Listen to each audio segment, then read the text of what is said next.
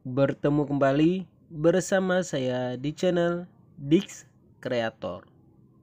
Pada video kali ini saya akan mencoba melakukan pembahasan mengenai cara perbaikan perangkat handphone dengan kerusakan no backlight. Jangan kemana-mana, tetap terus di channel Dix Creator.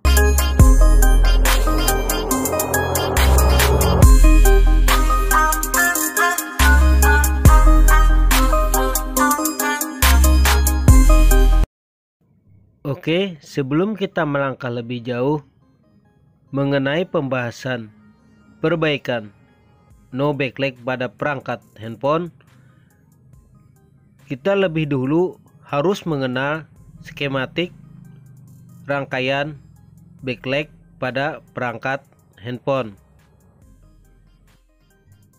Dan sebelum kita membahas skematik backlight pada perangkat handphone, kita harus memahami prinsip kerja dari BOS converter.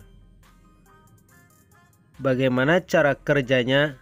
Simak videonya sampai selesai. Jangan lupa bantu like dan subscribe-nya agar channel ini bisa berkembang lebih baik ke depannya. Dan jangan lupa aktifkan notifikasi lambang lonceng agar mendapatkan pemberitahuan video-video terbaru dari Dix Creator. Dan jangan lupa tonton juga video-video saya yang lainnya hanya di channel Dix Creator. Oke, ini adalah skema dasar dari sebuah rangkaian backlight pada handphone. Skematik diagram backlight pada perangkat handphone pada umumnya adalah sama, yaitu menggunakan sistem DC to DC atau yang sering disebut dengan BOS converter, yaitu untuk menaikkan tegangan rendah ke tegangan tinggi tanpa menggunakan trafo. Pada BOS converter ada beberapa komponen penting, yaitu yang pertama adalah L, coil atau induktor.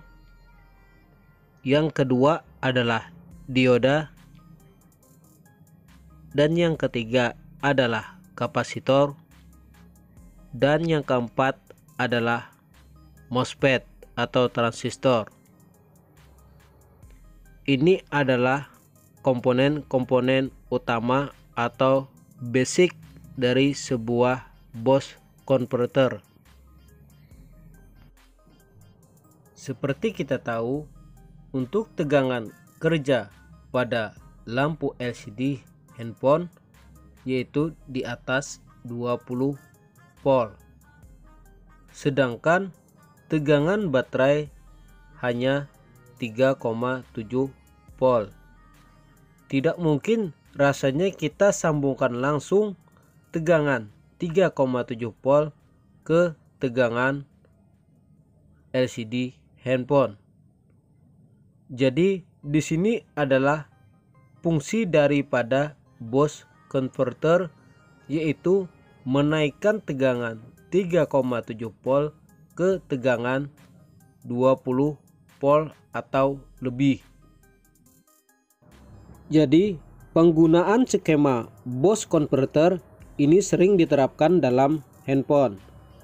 90% handphone yang menggunakan LCD IPS non AMOLED menggunakan konsep ini. Jadi penting bagi kita untuk mengetahui sistem BOS converter ketika ingin melakukan troubleshooting perbaikan HP. Jadi cara kerjanya seperti ini.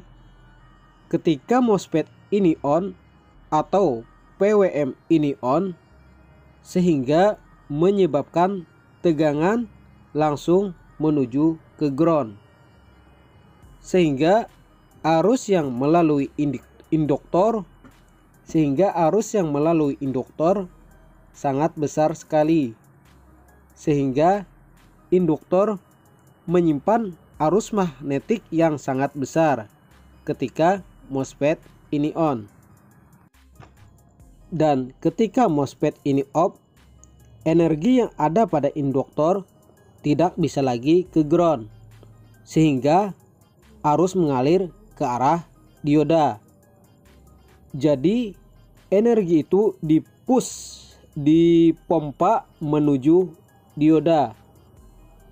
Karena sifat dioda mengalir satu arah atau searah, maka arus tidak bisa lagi mengalir ke arah sini. Jadi semakin on off terus, sehingga menyebabkan kapasitor naik tegangannya karena energi dipompa melalui MOSFET, energi induktor ditransfer melalui dioda, sehingga tegangan pada kapasitor menjadi naik. Oke, sekarang kita beralih ke rangkaian backlight handphone. Ini adalah rangkaian backlight pada handphone. Bedanya pada boost converter tadi, rangkaian PWM diganti dengan sebuah IC. Jadi tidak menggunakan MOSFET ataupun transistor. Ini adalah modul LED pada LCD, membutuhkan tegangan minimal 20 volt atau 20 volt ke atas. Sedangkan tegangan pada baterai cuma 3,7 volt. Jadi untuk menghidupkan LCD ini atau LED LCD ini membutuhkan rangkaian boost converter seperti yang pertama tadi. Cara kerjanya hampir sama dengan yang pertama tadi. Ketika IC ini bekerja atau diperintahkan bekerja pada pin ini, biasanya perintah dari IC CPU kebanyakan dan ada juga sebagian dari IC power. Jadi ketika IC ini bekerja, IC ini akan menshotkan menuju ground, sehingga menyebabkan koil menyimpan elektromagnetik yang sangat besar. Dan ketika IC tidak bekerja atau tidak dapat sinyal perintah dari CPU, maka arus akan mengalir ke arah dioda. Jadi semakin banyak on off pada IC ini, sehingga koil atau induktor menyebabkan energi magnetiknya menjadi besar, sehingga mengalir ke arah dioda dan menyebabkan kapasitor menjadi naik tegangannya, sehingga bisa menyalakan rangkaian pada LED LCD. Jadi arus mengalir seperti ini. Dan di sini ada pin sense atau yang sering disebut dengan sensor. Fungsinya yaitu ketika LCD LED atau LCD tidak terpasang pada soket, maka IC langsung memprotek tidak bekerja. Oke, sekarang kita menjelaskan pin-pin pada IC. Oke, pin pertama sebagai pivot atau tegangan IC yang diambil langsung setelah fuse pada pivot baterai. Pin kedua yaitu diambil setelah koil. Dan pin ketiga adalah pin kontrol yang diambil setelah dioda. Fungsinya mengatur atau mengetahui tegangan output daripada dioda yang masuk ke bagian LED atau modul LED LCD. Dan pin keempat adalah pin PWM atau Pulse Width Modulation yang berfungsi untuk mengirim sinyal perintah yang berasal dari CPU atau juga bisa dari IC power. Dan pin kelima sudah dijelaskan tadi, yaitu pin sensor, yaitu berfungsi memproteksi atau mengetahui apakah modul LED LCD sudah terpasang atau tidak pada rangkaian. Dan pin keenam adalah pin ground. Jadi kita ulangi, ada pin pivot, pin keluaran dari coil, kontrol, PWM, sense, dan ground. Jadi bagaimana kita melakukan troubleshooting atau mengetahui tegangan? Pertama-tama kita cek tegangan setelah dioda. Kalau di tegangan setelah dioda tidak ada, kita coba mundur, kita cek setelah coil. Kalau setelah coil tidak ada juga tegangan, kita cek setelah fuse. Kalau setelah fuse tidak ada tegangan, sudah dipastikan pasti fuse-nya yang bermasalah. Dan kalau setelah fuse ada tegangan, namun setelah coil tidak ada, berarti coil yang bermasalah.